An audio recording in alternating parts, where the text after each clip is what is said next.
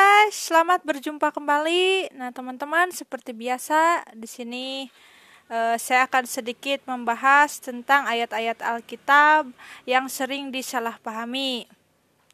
Sekali lagi, saya di sini bukan bermaksud untuk mengajari siapa-siapa ya.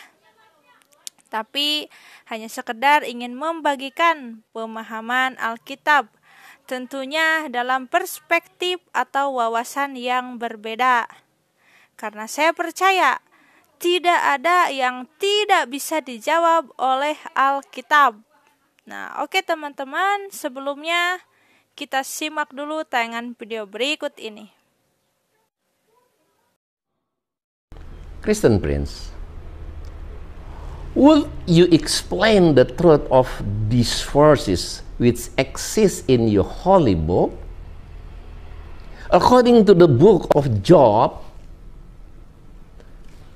chapter number 9, verse number 5 and 6, the earth has pillars. According to the book of Job, chapter number 26, verse number 11, the heaven has pillars. And according to the Psalm, chapter number 75, verse number 3 and 4, the earth also has pillars. The question is, how can you prove that heaven and earth have pillars?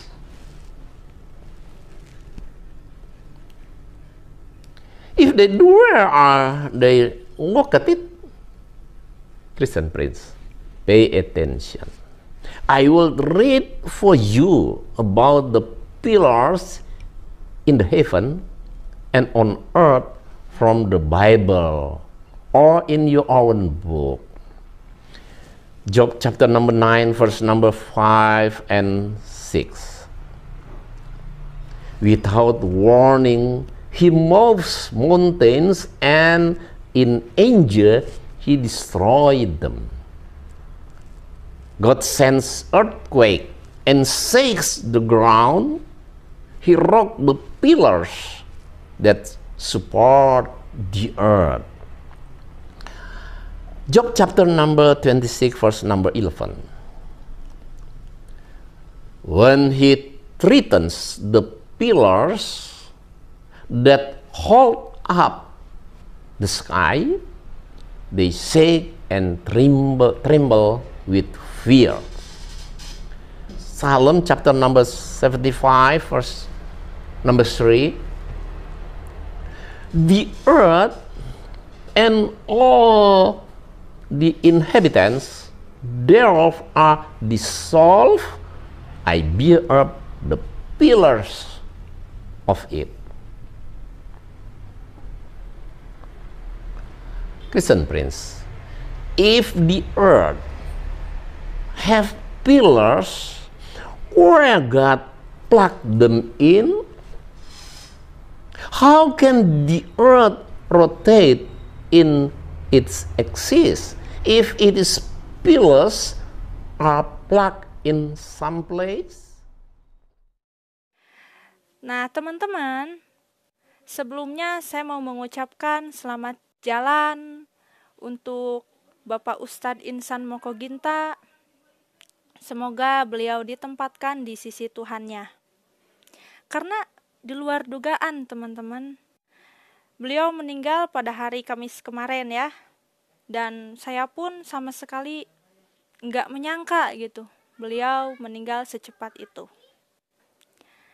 Nah, konten ini pun dibuat seharusnya sudah tayang dari kemarin-kemarin. Karena memang saya udah niatin dari jauh-jauh hari. Tapi karena kesibukan, sehingga saya baru upload sekarang. Nah, teman-teman sudah lihat sendiri tayangan videonya ya.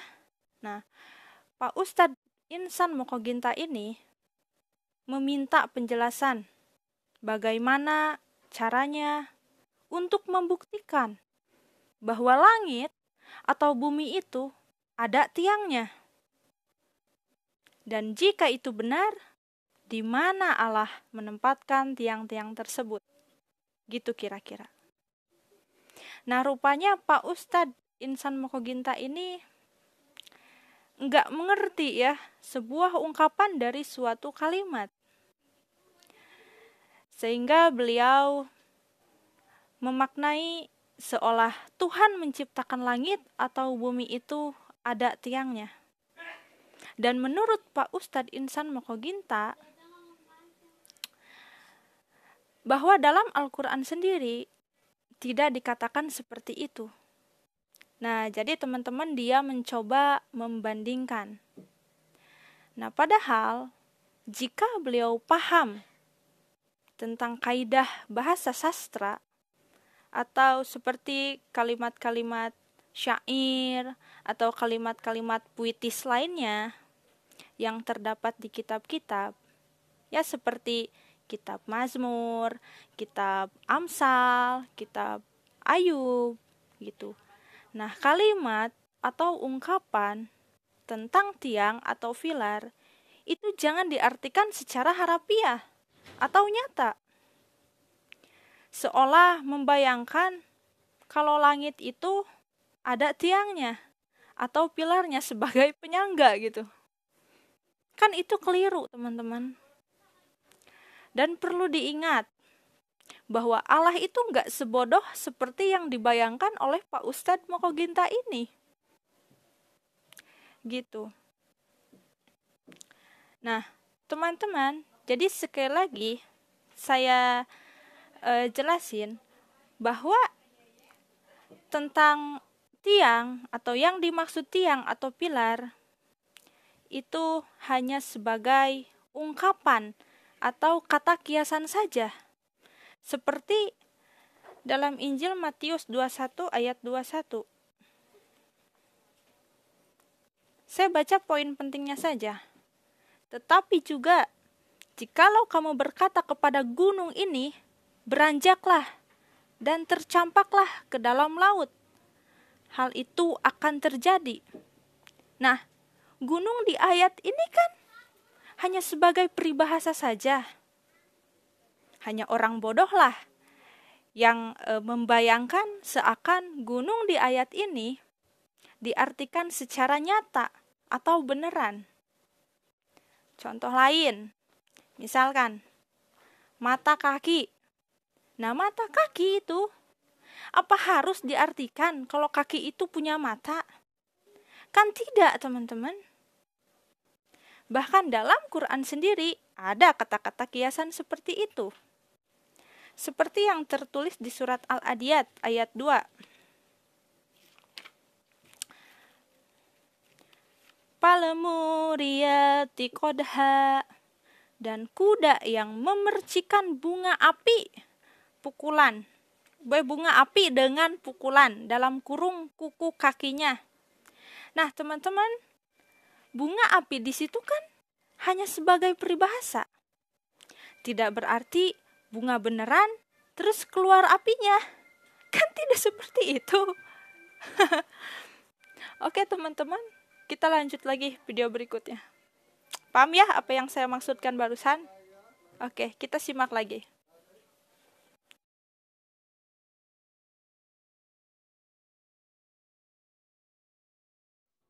The title is Jesus doesn't have knowledge everything. Lot of Christians flatter or praise Jesus too much because he performed a lot of miracles, including you, friends. In fact, he had weaknesses like ordinary humans because he wasn't God. He is just a messenger of God. If Jesus could do a lot of miracles, it wasn't Jesus who was great. It is Father of Jesus was the great one, that is Allah. Because Allah granted all his prayers, the miracles happen. Nah, teman-teman, Pak Ustadz Moko Ginta menjelaskan bahwa banyak ayat untuk membuktikan kalau Yesus itu bukan Tuhan. Nah, sebenarnya ini sesuatu pertanyaan yang udah basi ya. Contohnya yang berkaitan dengan mukjizat. Nah, teman-teman, tentang mukjizat saya harus jelasin dulu bahwa mukjizat itu bukan satu-satunya cara untuk membuktikan kalau Yesus itu adalah Tuhan. Karena mukjizat itu memang diberikan khusus oleh Allah kepada orang-orang pilihannya sebagai utusan atau nabi. Dan itu sebagai tanda kenabian seperti Musa, Yosua, Elisa, bahkan Yesus sendiri bisa melakukan mukjizat tanpa harus meminta izin dulu, seperti yang dikatakan Pak Ustadz dalam video tadi ya. Nah, jadi tanpa harus meminta izin dulu dari Allah, mereka bisa melakukan hal-hal ajaib dan adikodrati. Karena memang itulah tandanya seorang utusan atau nabi. Nah, justru yang harus diselidiki itu, jika ada seorang nabi atau utusan yang sama sekali tidak bermukjizat. Nah, paham ya teman-teman?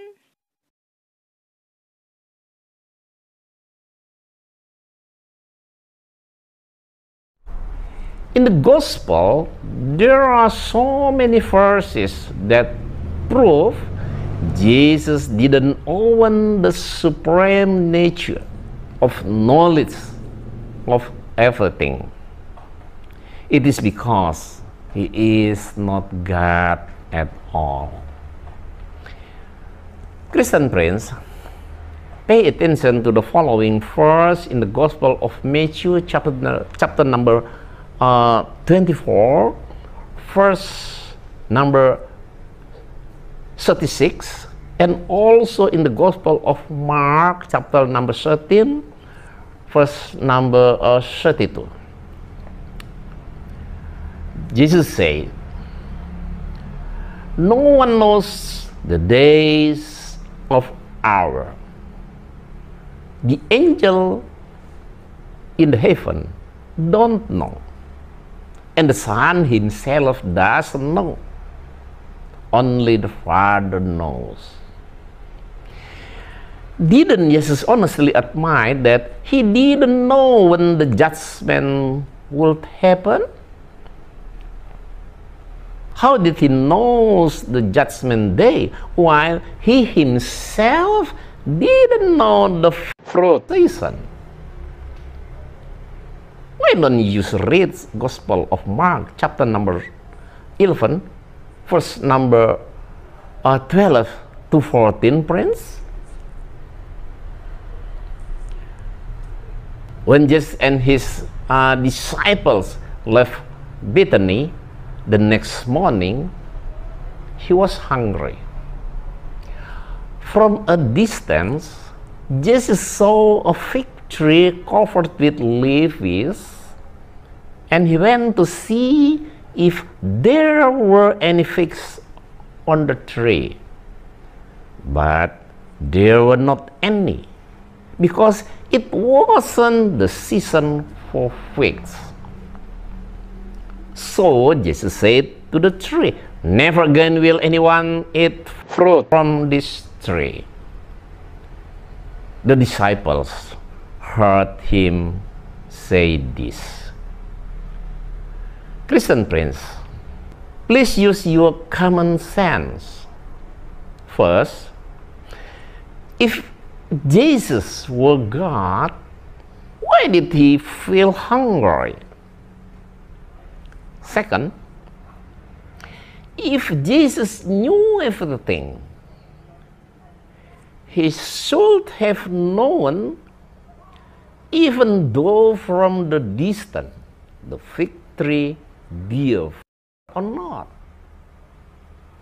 Third, if Jesus were God, why he didn't know the fruit season?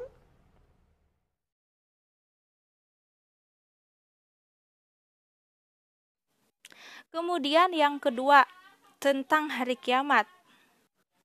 Pak Ustadz Moko Ginta, di situ Yesus dikatakan tidak tahu tentang hari kiamat. Nah, jika Pak Ustadz ini teliti membaca Bible, bahwa di situ tidak dikatakan aku tidak tahu, melainkan anak tidak tahu. Nah, teman-teman, di sini harus dibedakan. Istilah anak tidak tahu itu dimaksudkan ketika Yesus di dunia itu statusnya sebagai anak manusia.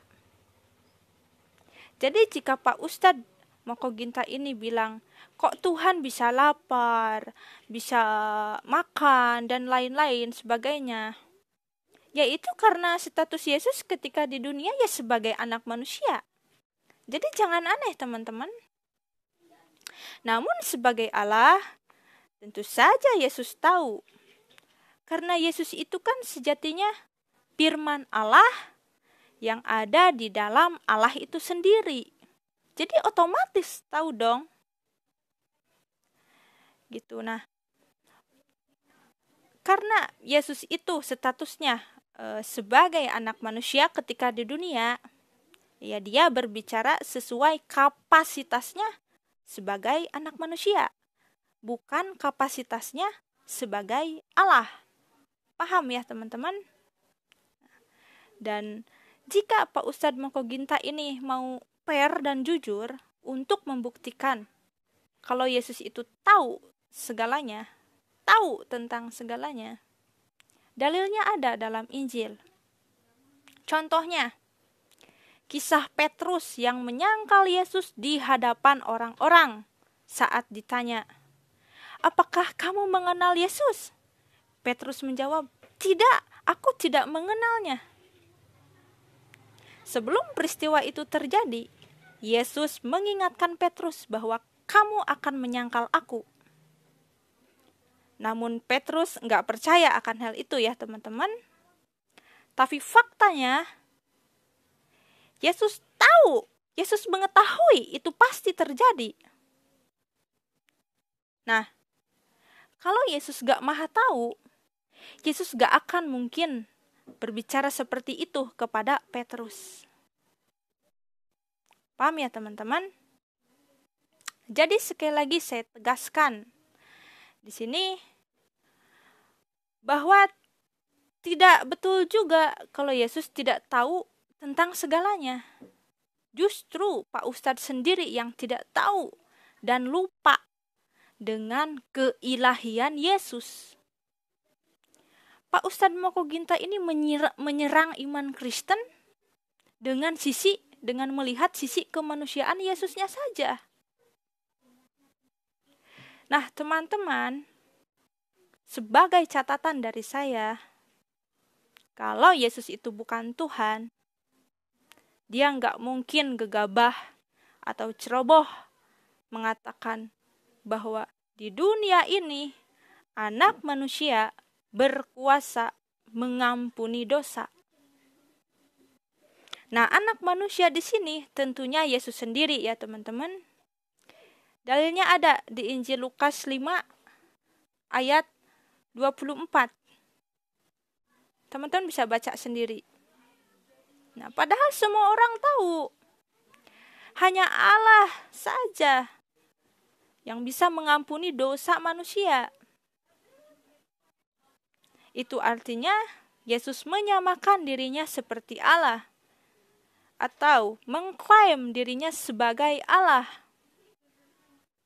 Dan dalam sejarah kitab suci pun tidak pernah ada seorang utusan yang bisa mengampuni dosa seperti Allah kecuali Yesus. Apakah Nabi Muhammad bisa mengampuni dosa? Tentu tidak.